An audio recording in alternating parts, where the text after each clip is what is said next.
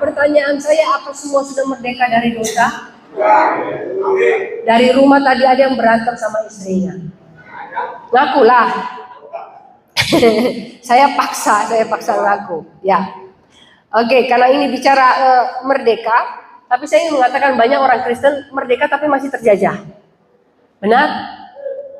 Betul. Dijajah siapa, Bu? Dijajah istri, suami? Nah, tadi pagi saya akan mengisi di Surabaya juga acara kemerdekaan. Bu, bagaimana ya? Saya belum merdeka dari kejombloan. Saya bilang gini, tenang saja, sekarang pemerintah membantu rakyat Indonesia. Setiap orang yang sudah menjomblo selama 3 bulan akan disita oleh negara. Ketika Anda disita, semoga Anda mendapatkan jodoh pegawai negeri gitu ya. Jadi siap-siap disita ya, yang jomblo lebih dari 3 bulan, pasti Anda sudah dipersiapkan ya. Mau disita? Amin. Yang jawab kok bapak-bapak tuh. Oh, curiga saya ini bapak ini ya, belum merdeka dari istri ya. Ya. Kalau pendeta biasanya kalau ditanya, Bapak pendeta belum merdeka dari apa? Kalau saya sudah merdeka dari dosa itu. Tapi bagaimana dengan lain-lainnya? Ada satu yang saya tidak merdeka. Jadi saya tanya gini, Pak, kalau misalnya ada jemaat ya pinjam duit mau bayar sesuatu. Jadi dia mau bayar sesuatu itu 60.000. Bapak kasih 100.000, kembalinya berapa? Nggak kembali, Bu. Nah, kan dia pinjem 60 toh Pak, Bapak kasih 100. Dia pakai 60, harusnya kembali? Nggak kembali, Bu. Tiap kali jemaat pinjam nggak bakal kembali. Bahkan panci saya kemarin dipinjam nggak pulang-pulang, Bu. Saya bilang, panci yang mana? Itu loh panci buat rebusan soto. Kapan lalu saya kesuruh bawa, nggak ada tepak. Saat panci-panci dibawa, nggak pulang, Bu. Ini panci saya sudah 2 tahun tidak kembali. Saya bilang itu sudah innalillahi wa inna ilaihi raji'un Pak pancinya ya. Ya, merdeka tapi tetap terjajah. Saya berharap jemaah di tempat ini jangan terjajah ya. Kalau terjajah dengan istri sudah biasa. Ya, istri menjajah dompet Anda itu memang sudah keharusan ya Bapak-bapak. Saya katakan ya, kalau bapak-bapak tidak memberikan belanja kepada istri selama 3 bulan akan disita oleh negara juga. Bapaknya haleluya terus ya, berarti mau disita bapaknya ya. Oke, orang-orang merdeka, saya akan bicara tentang bagaimana orang merdeka masih terjajah. Nah yang pertama, biasanya orang merdeka itu tandanya itu mau melayani dan penuh kasih. Ini tanda orang merdeka. Mau melayani seperti apa? Bukan melayani di atas mimbar. Saya beritahu orang yang merdeka yang punya ciri-ciri melayani gini. Ketika Anda dibenci, Anda tetap menyapa. Ketika Anda dihina, Anda tetap tersenyum. Itu baru namanya merdeka, mau melayani. Sekarang siapa yang mau melayani orang jahat? Siapa yang mau melayani orang julid? Siapa yang mau melayani tukang gosip? Gak ada. Kita akan anti dengan orang-orang yang seperti ini. Tetapi ketika orang yang sudah merdeka, tidak dijajah oleh dosa, mereka yang mau melayani. Kalau melayani di gereja mah biasa, orang banyak juga melayani di gereja, tapi hatinya tetap tidak benar di hadapan Tuhan. Karena tidak ada yang tahu. Tapi orang-orang yang merdeka mau melayani. Hari ini ketika Anda tidak dihargai oleh mertua, layani terus mertuanya. Ketika Anda tidak dihargai oleh keluarga Anda, layani keluarga Anda. Karena gini, kata Tuhan kita harus jadi garam, biar yang di sana darah tinggi. Maksud saya biar diberkati mereka, biar ada rasa ya. Jadi terang supaya mereka bisa melihat bahwa ketika ada Kristus di dalam kita bisa menjadi berkat. Hari ini kita terjajah oleh apa? Orang-orang Kristen hari ini terjajah oleh apa? Kita baca dulu 1 Petrus 4 ayat 10. 1 Petrus 4 ayat 10. Layanilah seorang akan yang lain sesuai dengan karunia yang telah diperoleh tiap-tiap orang sebagai pengurus yang baik dari kasih karunia Allah. Ada poin di sini yang saya suka. Pertama, layani seseorang yang lain dengan karunia yang telah Tuhan berikan. Kalau karunia Anda karunia senyum. Ada yang bilang nanti kayak orang gila, Bu. Enggak apa-apa. Shalom semua, jalan-jalan di salon. Anak saya, waktu saya ke Malang, disalomin semua yang tukang sayur. Shalom. Saya bilang, bagus nak. Karena kalau kita punya karunia untuk tersenyum, siapa tahu hari itu ada orang yang hidupnya lagi tidak baik-baik saja. Karena melihat senyum Anda, dia tidak akan bilang pinjam 100. Enggak, dia pasti senyum juga. Itu karunia. Karunia Anda memasak. Bagi dong masakannya, jangan pelit-pelit. Apalagi karunia Anda. Ingat, gosip bukan karunia ya. Bukan karunia itu. Ada yang bilang, Bu, karunia saya berbicara. Berbicara apa? Menyampaikan pesan berantai. Dari kompleks satu kompleks ke kompleks lainnya. Itu gosip. Itu bukan karunia. Karunia yang sudah Tuhan berikan, pakai itu untuk melayani orang lain. Diperoleh tiap-tiap orang sebagai pengurus. Dari bawah pengurus. Kalau pengurus gereja berarti dia mengurus hal yang penting. Betul? Betul tak? Kalau disebut pengurus berarti dia mengurus. Kalau kita diangkat oleh Allah dikatakan pengurus yang baik. Sudahkah kita menjadi pengurus yang baik yang sudah diberi karunia oleh Allah? Karena kalau kita sudah menjadi orang-orang merdeka, kita mau melayani orang lain karena kita sebagai pengurus yang baik yang sudah dipilih oleh Tuhan. Orang yang sudah merdeka itu tidak ada dendam, tidak ada sakit hati. Dan mereka mau berkorban. Terlebih mau merendahkan hati. Merendahkan hati ini tidak mudah. Ketika Daud direndahkan oleh anaknya dan teman-temannya sebelumnya yang mendukung dia sejak awal, apakah Daud membunuh mereka dengan sengaja? Kita bunuh saja mereka, kita singkirkan mereka supaya saya tidak dihina. Tidak. Dia tetap memimpin dengan hikmat Allah dan dia tidak, bahkan dia mengatakan kalau dia tidak akan membunuh anaknya Absalom. Tidak ada dalam pikirannya dengan kehebatan yang dia miliki, dengan tentara yang dia miliki untuk membunuh orang-orang yang sudah merendahkan dia. Bahkan yang namanya Simei di dalam Alkitab, apa? Mencaci maki Daud. Daud bilang apa? Gak usah ini digubris orang seperti ini. Siapa tahu memang apa yang diucapkannya benar. Ada yang bilang, sini tak bunuh aja nih sama keluarganya. Tapi Daud menunjukkan bagaimana dia merendahkan hatinya. Hari ini orang-orang yang merdeka dihina, Anda tetap mengampuni, Anda tetap merendahkan hati, Anda tetap melayani. Saya beritahu beberapa hal dan saya juga menyaksikan hal itu. Semakin seseorang direndahkan, semakin dia dipakai Tuhan. Ketika pertama sekali saya belajar musik, saya bermain drum. Itu hari pertama, namanya pertama sekali main drum, saya kan gugup. Ada yang bilang gini, lah main drum aja begitu, ngomongnya begitu dan di banyak orang. Dan sempat waktu itu saya sudah dijadwal, akhirnya tidak dijadwal. Waktu itu memang suami saya sempat marah karena saya sudah dijadwal 2 bulan sebelumnya, saya sudah latihan, tiba-tiba di hari apa gitu, hari Sabtu, kamu nggak jadi mainnya, ada yang lebih bagus yang main. Tersinggung nggak kalau Anda jadi pemain? Anda sudah latihan 2 bulan, tiba-tiba ada yang lebih baik, Anda digantikan hari Sabtu. Ini bukan soal hebat tidaknya bermain, hatinya melayani. Waktu itu saya merasa, aduh Tuhan, apakah karena talentaku ini tidak sehebat orang itu, terus begitu mudahnya saya dihina seperti itu. Tapi waktu itu saya merasa ya sudah nggak apa-apa. Cuma saya memang ngomong ke orangnya, lain kali jangan mendadak. Saya tidak tersinggung. Tapi kalau orang lain tersinggung, itu lebih parah. Nah, saya direndahkan seperti itu. Ada banyak hal. Tapi kemudian cara Tuhan membawa saya dalam pelayanan. Saya tidak fokus pada diri saya, tetapi ini saya melihat banyak orang direndahkan, Tuhan mengangkat mereka. Bagaimana orang menganggap seseorang karena dia hanya tamatan SD, dia hanya tukang sapu, hari ini dia jadi manajer. Dia tidak sekolah loh, tapi setelah 10 tahun bekerja dia setia, bosnya itu bayarin dia sampai kuliah, dia yang jadi manajer sekarang. Tidak tamat SD. Jadi ketika bicara merendahkan hati orang-orang yang merdeka, jadi orang-orang yang siap melayani meskipun Anda tidak dihargai. Anda penuh dengan kasih. Kasih itu jangan mengasihi yang baik ke Anda saja. Yang tidak baik ke Anda juga harus dikasihi. Ini baru namanya orang yang merdeka.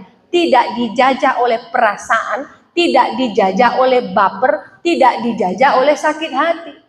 Kita bilang, aku sudah merdeka, kok masih dijajah dengan sakit hati? Kok masih dijajah dengan ketidaksukaan? Anda tidak suka, ya nggak usah dilihat. Seperti orang yang nonton di kayak di YouTube atau di Instagram ya, gitu aja jelek, begini, ya nggak usah ditonton kalau jelek, bener kan? Sekarang menurut Anda, orang itu punya kerjaan apa enggak? Dia tahu dia tidak suka, tapi dia tonton. Itu orang apa itu? Orang nggak punya kerjaan. Nah, ngapain Anda tonton yang Anda tidak suka? Jadi ini ya, ketika bicara orang merdeka, Orang merdeka itu mau melayani apapun keadaan, meskipun orang-orang di sekitarnya ya cukup antik, cukup aneh. Misalnya orang yang jual roti tawar, katanya roti tawar, kok ditawar nggak boleh? Ayo, roti tawarnya berapa? 10.000, boleh 6.000 enggak? Loh, nawar roti ya 10.000. Loh, katanya roti tawar, bener nggak sih? Kok nggak bisa ditawar? Yang jual ikan di pasar, Bu, ikan segar, ikannya lo mati, katanya segar. Kalau segar itu masih berenang-berenang. Itu penjual ikan, anti nggak sih katanya segar? Segar dari mana? Anda tahu kapan matinya? Anda bilang tolong panggil polisi untuk melihat kematiannya jam berapa nih ikan ini, supaya saya tahu segar apa tidak. Kan tidak. Yang paling unik lagi, saya tidak tahu kenapa orang itu sekolah apa enggak. Anda kalau cuci pas foto, iya loh, 3 kali 4, Pak 3 kali 4 berapa? 5.000. Oh 5.000, 3 kali 4 kan 12. Kan cuci foto.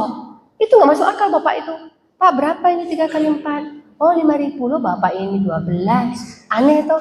Jadi ketika Anda berhadapan dengan orang seperti ini, siap. Anda siap tidak berhadapan dengan orang aneh? Lihat samping kiri kanan Anda, aneh tidak? Setiap orang punya keunikan masing-masing. Selama itu tidak jadi batu sandungan, terimalah. Makanya kemarin ada yang ngomong ke saya bilang tidak apa-apa. Jadi dia punya teman pelayanan sukanya ngupil. Saya bilang, sebentar, yang kamu tidak suka, dia suka ngupil. Saya tanya, dia ngupil taruh di bawah meja apa taruh di tisu? Taruh di tisu. Ya sudah, upil-upilnya dia yang ngupil, kok Anda yang marah toh. Kecuali dia ngupil taruh sini, kalau dia mau taruh sana, itu kan baru jorok. Dia kan pakai tisu toh, iya. Tapi jijik loh Bu, dia suka situ yang jijik, kenapa? Dia yang ngupil, mau lu upilin? Ibu aja yang ngupilin. Kecuali dia bilang, Bu tolong upilkan dong, gitu. Ya kan tidak toh. Kenapa Anda rese dengan keunikan orang dia suka ngupil? Anak saya aja suka ngupil. Masa saya komplain? Jadi keunikan-keunikan seperti ini namanya istilahnya kelemahan-kelemahan minor. Kita harus bisa terima. Jangan karena hal kecil kita komplain bahwa dia tidak baik, dia tidak layak untuk jadi teman. Jangan ini loh, jangan menilai orang lain hanya dengan sedotan. Karena gini, Anda tidak tahu bagaimana orang lain juga menilai Anda. Belum tentu Anda sempurna di mata orang lain. Jadi beginilah ciri-ciri orang yang sudah merdeka. Orang yang sudah merdeka mau melayani penuh dengan kasih. Bukan melayani di mimbar, tapi melayani orang-orang yang ada di sekitarnya dengan segala kelemahan mereka. Sudah amin ya di sini ya. Berarti di sini semua sudah merdeka. Berarti ketika Anda lihat tadi kiri kanan Anda, suatu saat kalau dia antik, ampuni, senyumi, berkati dia. Amin. Bagus sekali. Nomor 2, orang yang merdeka ini seperti apa sih? Orang yang merdeka ini fokus kepada Kristus. Orang yang merdeka tidak fokus lagi dengan besok ini kerjaanku diberkati tidak ya? Besok ini kekhawatiran. Ketika kita fokus kepada Tuhan, kita justru menantikan besok Tuhan kerjakan apa ya? Besok Tuhan lakukan apa ya? Nanti Tuhan lakukan. Itu orang yang sudah merdeka. Jadi istilahnya gini, seperti anak kecil menantikan hadiah. Anak kecil ketika ulang tahunnya masih 2 bulan lagi, dia sudah ingat nanti hadiahnya apa. Besoknya, apalagi kalau hari ini hari ya, besok dia ulang tahun, udah nanya terus itu. Besok pakai kue tidak? Tiup lilin tidak? Kita harus seperti itu. Jadi ada excitement itu apa ya? Excitement. Ya begitulah pokoknya. Senanglah pokoknya ya. Jadi Anda merasa senang menantikan besok itu Tuhan mau kerjakan apa buat Anda. Jadi jangan aduh lagi. Yang bangun pagi hari Senin ngomong aduh siapa? Tapi untung besok libur kan? Hari Selasa. Pas bangun. Kenapa Anda tidak bersyukur masih bisa hidup? Memang kerja, namanya juga kerja. Tuhan berkati, minta berkat itu pasti harus mengerjakan sesuatu. Gak mungkin tidak. Nah, orang yang merdeka fokus kepada Kristus, kita baca Ibrani 12 ayat 2. Khotbah saya 3 jam ya, singkat kok. Marilah kita melakukannya dengan mata yang tertuju kepada Yesus yang memimpin kita dalam iman dan yang membawa iman kita itu kepada Yesus. Iman, kesempurnaan. 3 hal ini kalau kita miliki luar biasa. Kita punya Yesus, kita punya iman, maka pekerjaan Kristus dalam hidup kita sempurna. Makanya setiap kali saya berdoa untuk orang sakit, saya selalu bilang begini, Tuhan kerjakan sesuatu yang hebat dan kesembuhannya sempurna. Kenapa? Tuhan kalau menyempurnakan itu istilahnya yang dulu mungkin masih ada penyakit sedikit lah. Ini penyakit lebih besar. Tuhan sempurnakan semua secara total. Pekerjaan Tuhan tidak pernah tanggung-tanggung. Kalau kita punya iman, kita fokus kepada Kristus, pekerjaan Tuhan sempurna. Orang-orang yang merdeka bisa begitu senang menantikan besok Tuhan kerjakan apa yang sempurna dalam hidupku. Jadi kalau hari ini Anda punya pasangan, itu sudah sempurna menurut pandangan Tuhan. Jangan bilang, Tuhan sudah 10 tahun menikah kok dia tambah jelek ya. Makanya kalau Anda jadi istri, kasih dia makan yang enak, pasti nggak jelek. Kalau suami bilang, istriku tambah jelek, Bu, ya Anda kurang kasih dia duit buat ke salon. Coba artis kebanyakan salon pasti tambah putih, tambah cantik. Anda suruh masak, suruh nyuci, jemur kain, ngurus anak, apa nggak tambah hitam? Tiap hari pakai daster. Coba kalau jadikan dia ratu, pagi-pagi medi-pedi, siang-siang ngase-ngase, kafe-kafe, pasti putih, cakep, harum istri Anda. Anda punya modal tidak? Kalau bicara soal itu. Jadi jangan menuntut sesuatu yang kita sendiri berpikir itu yang terbaik.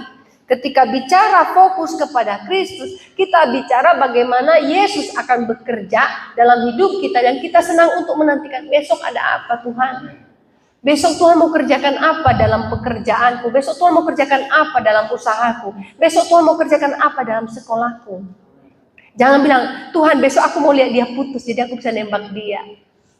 Anda berharap seseorang putus dari orang lain dan berdoa.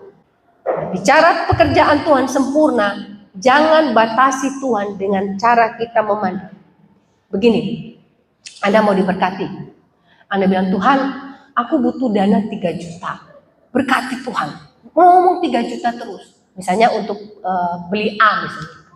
Nggak usah ngomong harganya. Bilang, Tuhan aku butuh A.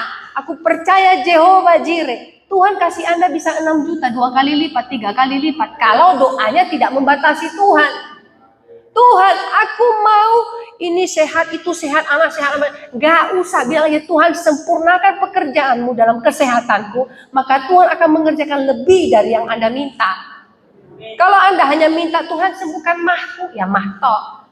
Ternyata Anda punya sakit jantung misalnya, penyakit kulit misalnya. Tapi ketika minta kesembuhan sempurna, Tuhan bisa mengerjakan lebih dari apa yang kita minta.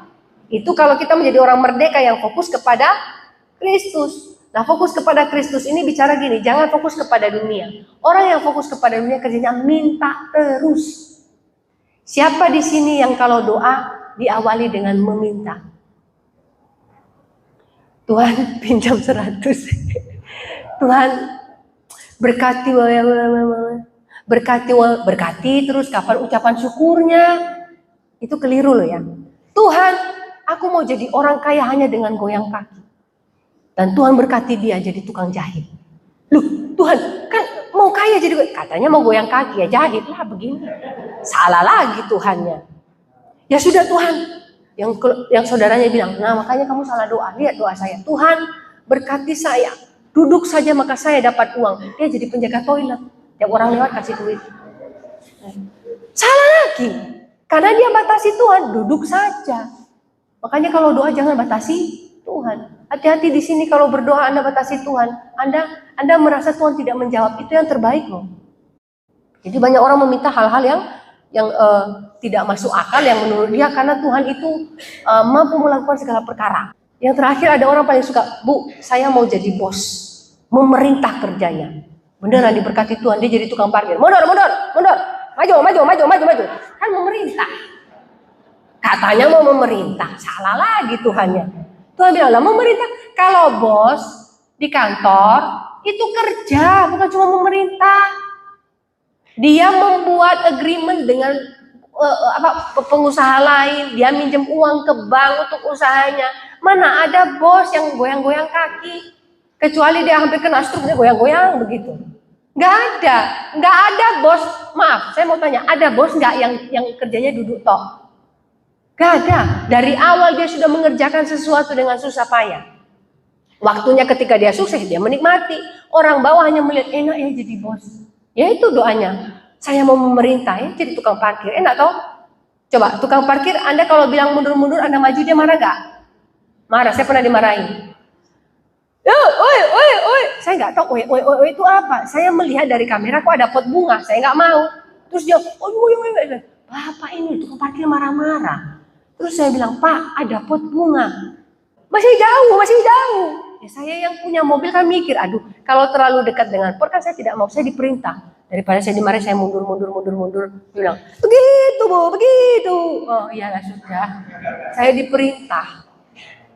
Jadi kalau berdoa jangan batasi Tuhan, fokus saja sama Tuhannya, jangan fokus pada apa yang kita mau. Ini tipe orang yang sudah merdeka. Kenapa? Orang yang sudah merdeka tidak terkurung dalam pemikirannya sendiri. Dia punya pemikiran yang luas tentang Allahnya, dia punya pemikiran yang luas tentang pekerjaan Tuhan Allahnya yang melebihi apa yang dia bisa pikirkan.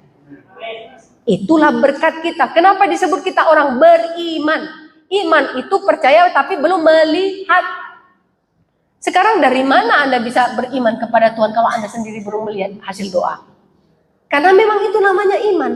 Tetapi karena Tuhan tadi dikatakan Allah bekerja dengan sempurna, ketika Anda berdoa, Tuhan mengerjakannya dengan sempurna. Itu yang kedua. Yang kedua jadi orang fokus kepada Kristus, orang merdeka. Yang ketiga, orang merdeka itu bertanggung jawab dan komitmen.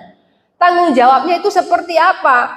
Jadi orang yang berkomitmen itu dia tidak serakah. Tidak serakah begini. Ketika sudah diberikan waktu misalnya oleh Tuhan untuk berdoa, jangan minta terlalu banyak. Kadang-kadang kita tuh minta terlalu banyak, tidak sesuai dengan kapasitas.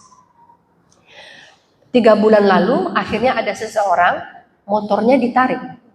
Karena dia berdoa, pengen punya sepeda motor, dia mau cicil. Akhirnya ditarik, kenapa? Dia tidak mampu cicil. Pertanyaannya, dia waktu berdoa, dia bilang, Tuhan aku mau sepeda motor. Tapi dia tidak hitung-hitungan juga, dia tahu gajinya. Gajinya tidak mampu, jadi hanya 3 bulan ditarik. Akhirnya dia bilang, kok Tuhan tidak adil? Saya bilang seperti ini, Anda butuh sepeda motor buat apa? Anda bekerja tinggal di dalam, tidak kemana-mana, tidak butuh sepeda motor. Mending kumpul duitnya. Nah sekarang kok malah Tuhan yang salah? Tuhan salahnya di mana? Bertanggung jawab seperti ini. Ketika kita mau diberkati Tuhan, bertanggung jawablah dengan apa yang sudah Tuhan berikan. Berhikmat, kelola itu dengan benar. Jadi ketika berdoa, bertanggung jawab juga. Ketika meminta, bertanggung jawab. Ketika diberi, bertanggung jawab. Misalnya ketika Anda diberikan berkat oleh Tuhan, saya bukan meminta-minta di sini. Tapi adakah Anda sudah memberkati orang-orang yang ada di sekitar Anda yang tidak mampu? Adakah Anda memberkati, ada kegerakan untuk memberkati meskipun ya Tuhan itu menambahkan penghasilan Anda tidak terlalu banyak. Anda tidak tergerak. Aduh bukan saya belum kaya. Kenapa tunggu kaya? Tidak ada ayatnya tunggu Anda kaya baru memberi. Tapi ketika kita bisa punya hati untuk memberi tidak menunggu kaya. Orang miskin aja bisa berbagi beras setelah dia panen, padahal dia tidak punya uang. Masa kita yang sudah bekerja punya uang berapa perak, kita tidak bisa berbagi kepada orang lain. Ini contohnya loh ya. Jadi bertanggung jawab dengan berkat yang sudah Tuhan berikan, bertanggung jawab ketika berdoa meminta. Jangan minta mobil kalau Anda tidak mampu membayar maintenance-nya. Pajaknya lah, bensinnya lah. Sekarang perlu tidak mobil itu. Jangan gengsi kalau naik sepeda ontel, enggak apa-apa kan sehat. Ini yang harus kita pikirkan. Jadi orang merdeka, orang-orang yang bertanggung jawab dan komitmen. Komitmen itu seperti apa? Kita baca Matius 16 ayat 24. Matius 16 ayat 24. Lalu Yesus berkata kepada murid-muridnya, setiap orang yang mau mengikut aku, ia harus menyangkal dirinya, memikul salibnya, dan mengikut aku. Menyangkal dirinya, memikul salibnya, mengikut aku. Salib Anda hari ini apa? Salib Anda apa hari ini? Ingat masing-masing.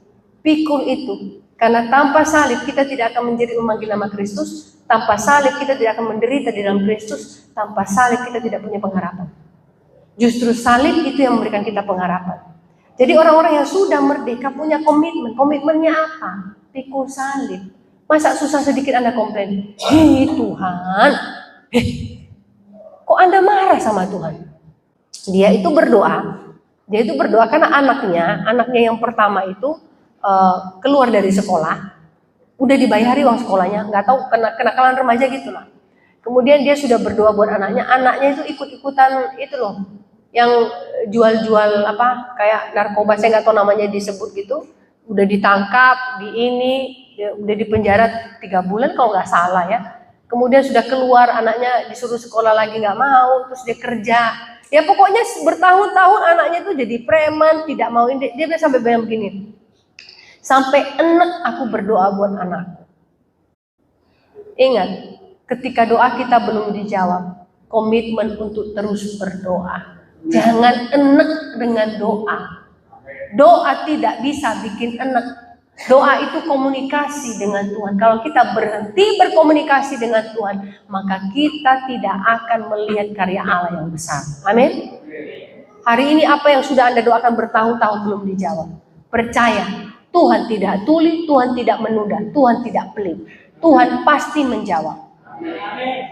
Karena makanya ada lagu, waktu Tuhan pasti yang terbaik. Gak mungkin waktu Tuhan tidak baik, semua baik. Karena dia Allah yang baik, dia tahu kapan waktu yang baik.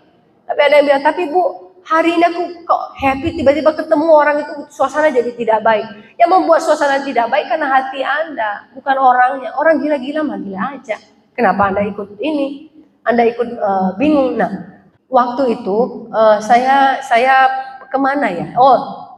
Ke satu restoran. Jadi makanya tadi waktu ada yang minta-minta itu, Bu, saya pikir orang gila. Karena waktu itu ada orang gila, dia pegang sesuatu, saya justru berpikir itu pengamen. Ternyata itu orang gila. Nah, waktu orang gila itu ya, di toko buku ya, toko buku dan anak saya, ada ibu-ibu, ya dia bawa anak, entah kenapa juga ibu itu rambutnya diginiin. Ya saya tidak tahu dia mau buat air mancur atau gimana. Yang gila ini ketawain. Dia ngomong bahasa Jawa, tapi kayaknya saya tahu itu menghina. Dia sebut ujung rambut perempuan itu loh. Terus perempuan itu marah-marah gitu loh. Terus dia suruh yang jaga parkir itu suruh usir si orang gila itu. Nah orang gila itu makin diusir makin dipeluknya yang tukang parkir. Dipeluknya terus ketawa-ketawa. Namanya orang gila. Ibu itu marah-marah. Kita kalau ngeresponi iblis begitu, iblis itu akan terus ganggu Anda. Kok Anda marah? Namanya orang gila nggak akan berhenti. Semakin diusir, semakin ketawa. Iblis juga begitu. Semakin Anda coba-coba ngeresponi dia, semakin gila dia mah. Iblis itu senang ketika Anda responi, tapi ketika Anda tidak responi, iblis tidak mau melakukan apapun. Jadi kalau melihat ada cara iblis untuk mengintimidasi Anda, ingat aja orang gila. Atau enggak Anda mungkin bereksperimen, temuilah orang gila di jalan. Ya, supaya Anda dilatih ya, itu namanya terapi. Terapi ketemu orang gila. Coba Anda salam dia, kira-kira apa responnya. Nah begitu kalau Anda ketemu dengan orang yang menyebalkan, anggap saja dia seperti itu. Tapi bukan mengatakan bahwa dia gila ya. Supaya Anda tidak meresponi hal yang membuat negatif pikiran Anda dan hati Anda. Jadi orang-orang yang merdeka ini punya komitmen untuk berbuat baik. Punya komitmen untuk memikul salib. Apapun yang kita jalani meskipun itu berat, komitmen kita tetap kepada Kristus. Jangan tinggalkan Kristus, ingat. Sekali Anda meninggalkan Kristus, itu celaka. Ketika murid-murid ada di atas kapal, ada badai, ada topan, mereka selamat tidak? Selamat. Bayangkan ketika waktu itu mereka seperti pelaut, ambil pelampung terus lompat, mati tidak? Mati. Lebih baik di atas kapal, goyang, tapi ada Yesus di dalamnya, daripada di luar kapal, tidak ada Yesus. Saya percaya Anda akan celaka. Jadi kisah yang ada di dalam perjanjian baru tentang Yesus ada di atas perahu, itu menggambarkan hidup kita hari ini. Ada badai, betul. Ada topan, betul. Kita ketakutan, betul. Tapi ingat, ada Yesus bersama kita. Disitulah hidup kita terjamin karena kita orang-orang yang merdeka. Betapa bodohnya manusia ketika sudah dilepaskan dari perbudakan. Dia bilang, aku mau jadi budak aja. Nikmati kemerdekaan itu dengan ucapan syukur, dengan komitmen, dengan bertanggung jawab, fokus kepada Yesus. Itulah ciri-ciri orang merdeka. Nah hari ini orang-orang merdeka, coba saya hanya ingin supaya sore ini menunjukkan bahwa Anda memang orang merdeka, bukan orang gila ya. Lihat kiri kanan Anda dan senyum, coba berikan senyum yang terbaik. Nah, Oke, kalau ada di samping Anda yang senyumnya kecut, tolong tunjuk dia yang mana. Ada nggak yang kecut senyumnya? Ya, kalau kecut senyumnya berarti nanti kita doakan dia ya. Di sini kita bisa bisa melihat 3 poin ini tadi. Saya akan menutup dengan mengingatkan yang 3 hal ini tadi. Ciri orang merdeka yang pertama apa? Melayani. Yang kedua, yang ketiga, ya, komitmen. Jadi orang-orang merdeka itu nilainya sangat mahal di hadapan Tuhan karena sudah dimerdekakan. Bukan seperti gini. Jadi kalau saya tutup dengan cerita karena gini, banyak orang merasa bahwa dengan mengganti nama sesuatu maka harganya berbeda. Ketika kita disebut sebagai anak-anak Allah, harga kita mahal karena kita sudah ditebus. Kalau Anda beli kopi hitam, harganya berapa? 6.000. Anda beli espresso, harganya berapa? 45.000. Apalagi kalau yang merek itu 60.000. Padahal itu ya kopi, sama toh? Nah, sama. Ganti nama, ada harga yang berbeda. Pijet di sini berapa Pak? Tukang pijet. 50.000. Di Surabaya nggak ada namanya massage. Harganya 200 ribuan. Sama di pijet-pijet. Di desa 40.000. Tapi karena ganti nama, massage. Jadi ratusan ribu. Gunting kuku bayar enggak? Enggak. Kalau di kota meditasi, bayarnya berapa? 100.000. Mahal karena ganti nama. Nah, ketika nama kita diganti sebagai anak-anak Allah, harga kita juga mahal. Jadi hari ini yang jualan kopi tolong ganti namanya espresso ya. Supaya mahal. Bener enggak? Satu lagi, tadi di situ saya lihat ada apa? Gado-gado.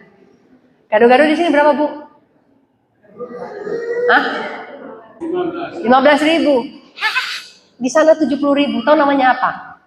Salad with peanut. Peanut apa coba? Sauce. Salad with peanut sauce. Hanya karena bahasanya tok 70.000. Saya bilang ini mah gado-gado, salad. Tapi karena diubah namanya. Nah, hari ini yang jual gado-gado ganti namanya. Salad with peanut sauce. Pasti mahal. Ya ukuran biasa 50.000 lah, kalau di kota 70.000. Jadi hari ini Anda yang sudah diganti namanya sebagai anak-anak Allah, mahal tidak? Mahal. Jangan jual murah sama iblis. Kita sudah merdeka, jangan mau diperbudak lagi. Kita sudah merdeka, jangan mau diintimidasi lagi. Kita sudah merdeka, maka pekerjaan Tuhan sempurna dalam hidup kita. Amin. Mari kita berdoa. Yesus Tuhan, Yesus Tuhan, Yesus Tuhan.